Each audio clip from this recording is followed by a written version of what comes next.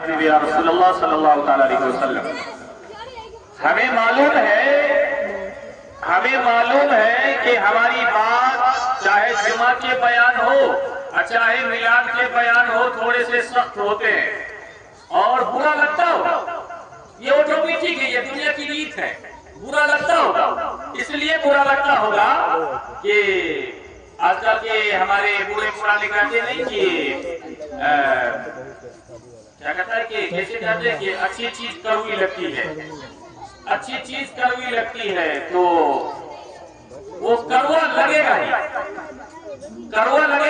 اور اس کا مجھے ذرہ برابر بھی فکر نہیں ہے، ٹینشن نہیں ہے، سوچ نہیں ہے یہ کہ ہم حق بولیں گے تو لوگ محلے والے ہم کو بھگا دیں گے. کوئی ٹینشن نہیں ہے، کوئی ٹینشن نہیں ہے کہ یہ بھگا دے گا. جو حق ہے وہ حق بول کر کے رہیں گے، چاہے ہماری ماں رہے، بہن رہے، بھائی رہے، دادا رہے، نانا رہے، باپ رہے، کوئی بھی رہے، اینی بڑی کوئی بھی رہے، اس کے خلاف ضرور بولیں گے. اگر وہ غلط چل رہا ہے تو ضرور بولیں گے. اب سوچے گا کہ ارے یہ مولانا صاحب کتنا لوگ بول رہے ہیں، کتنا لوگ بول رہے ہیں، یہ مولانا چلے والا نہ ہو رہی، یہ مولانا چلے والا نہ ہو، یہ سب کا پیچھا پڑا، چلے والا نہ ہو. تمہارے پیچھے جو پڑے ہیں یہ خیر مناؤ کہ تمہارے پیچھے پڑے ہیں،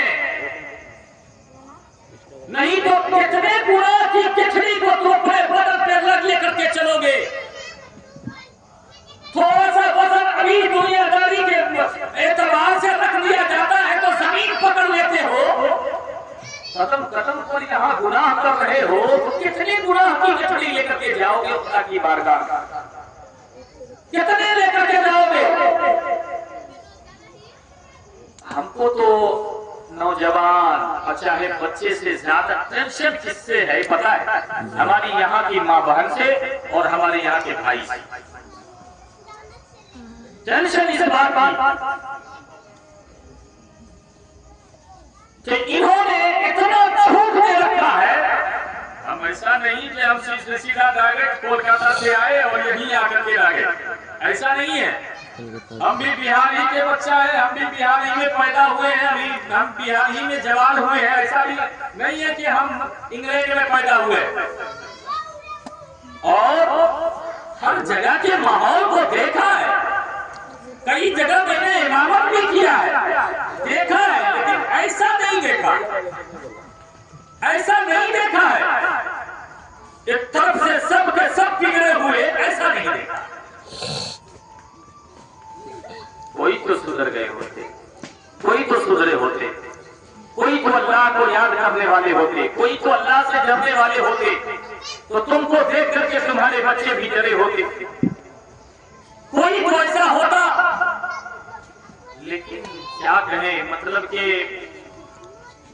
لوگ نماز پڑھنے کے لیے لوگ کو کہہ رہے ہیں نماز پڑھنے کے لیے تو جا رہے ہیں، لیکن ہم کو اب تک کہ اس کے اوپر بھی پورا یقین توقع نہیں ہے کہ وہ سچا پکا نمازی.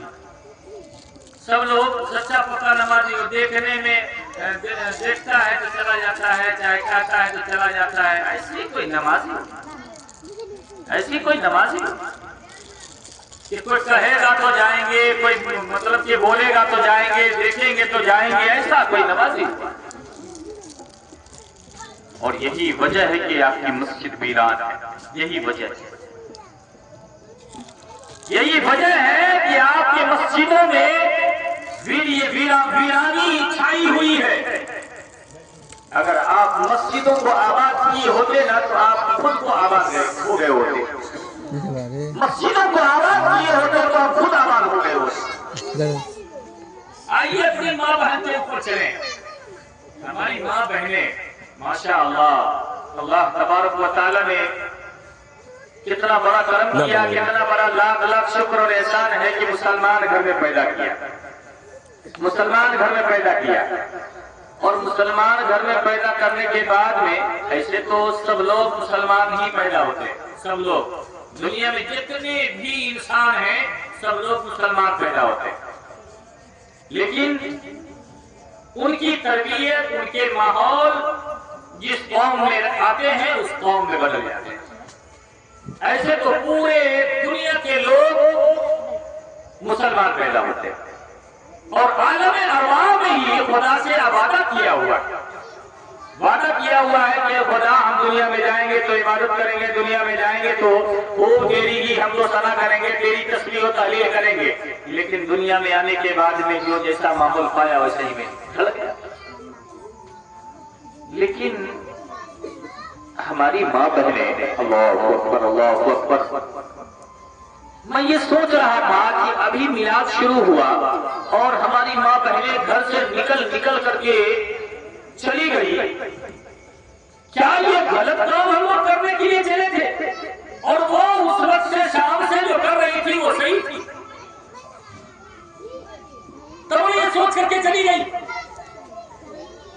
کہ شام سے جو کر رہے تھے وہ خوب اچھا کر رہی تھی اور اب جو ہے میلاد شریف ہونے جا رہا ہے, اب یہ صحیح نہیں.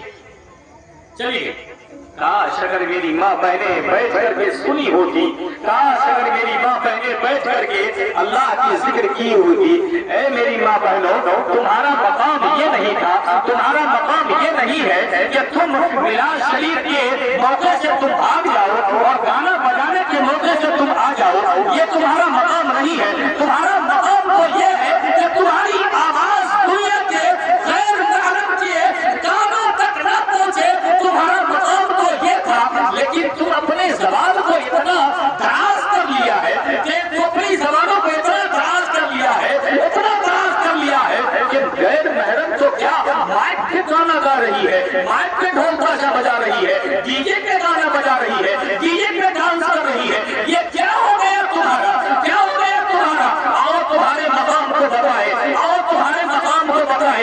میرے آقا صلی اللہ تعالیٰ علیہ وسلم پہلی مرتبہ بیٹی سیدہ فاطمہ طیبہ طاہرہ راقیہ ساجدہ عابدہ زاہدہ حضرت فاطمہ الزہرا کو رخصتی کرا کر کے لانے کے لیے گئے تو میرے آقا صلی اللہ تعالیٰ علیہ وسلم جیسے ہی گھر میں داخل ہوئے, حضرت مولا علی مشکل کشا کہیں ضرورت سے گئے ہوئے تھے. گھر میں فاطمہ الزہرا تھی. معلوم ہو گیا کہ میرے بابا جان رخصتی کرا کر کے لے جانے کے لیے آئے ہیں. تو حضرت فاطمہ الزہرا فرماتی ہے, اے میرے بابا جان, آپ تو رخصتی کرانے کے لیے آئے ہیں لیکن میرا علی نہیں ہے. اگر میرا علی نہیں ہے اور علی کے بغیر اجازت کے میں نہیں جا سکتی. اے میرے بابا جان, میں نہیں جا سکتی. یہ کون کہہ رہی ہے؟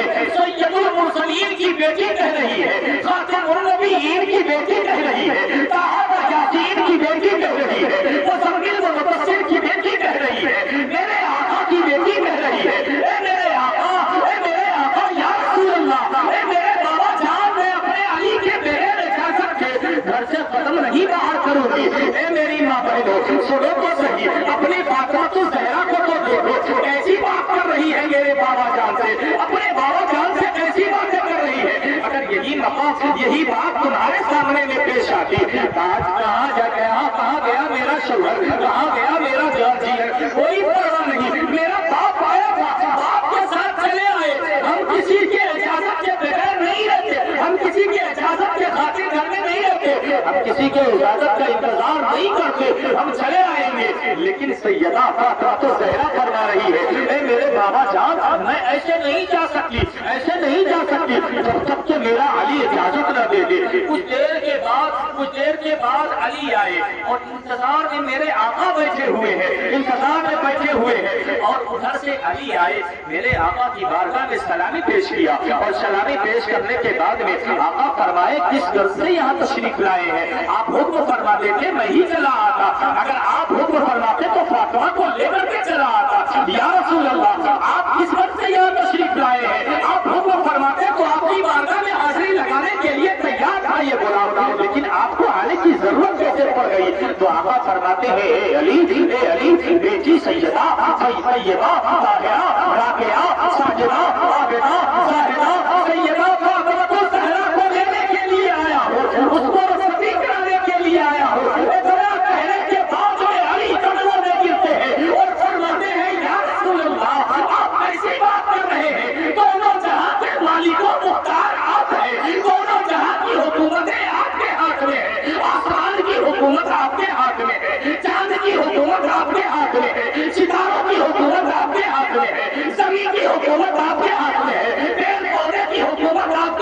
ہے، شکل و بدن کی حکومت آپ کے ہاتھ میں ہے، جانور کی حکومت آپ کے ہاتھ میں ہے، پیڑ پودے کی حکومت آپ کے ہاتھ میں ہے، یا رسول اللہ پوری دنیا کی حکومت آپ فرما رہے ہیں اور آپ مجھے مالک سمجھ رہے ہیں؟ یا رسول اللہ نہیں آپ کا خادم ہوں، آپ کا غلام ہوں، آپ میرے انتظار میں کیوں بیٹھے ہوئے تھے؟ اپنی بیٹی فاطمہ کو لے کر کے چلے گئے ہوتے۔ نہیں اے میرے علی نہیں ایسا نہیں ہوتا ہے، ایسا نہیں ہوتا ہے۔ بغیر شوہر کے اجازت کے بغیر اگر بیٹی قدم گھر سے نکال لے ایک قدم چلے گی، چاہے جتنا قدم چلے گی، اللہ تعالیٰ ہر قدم پر اس کے ایک قدم پر لعنت کا توپ گلے میں ڈال کر سبحان اللہ، لعنت برساتا چلا جائے گا۔ اے علی تم اجازت دے دو تب فاطمہ گھر سے نکلے گی، اجازت دے دو فاطمہ گھر سے نکلے گی۔ آج پلٹ کر کے اپنے طرف آئے، کیا ہم اجازت دیے تھے کہ جا اے میری بیوی جا، اس کے یہاں شادی ہے، جا گانا گا، جا گانا گانے جا کے، کیا آپ اجازت دیے تھے؟ ارے اجان پر رہے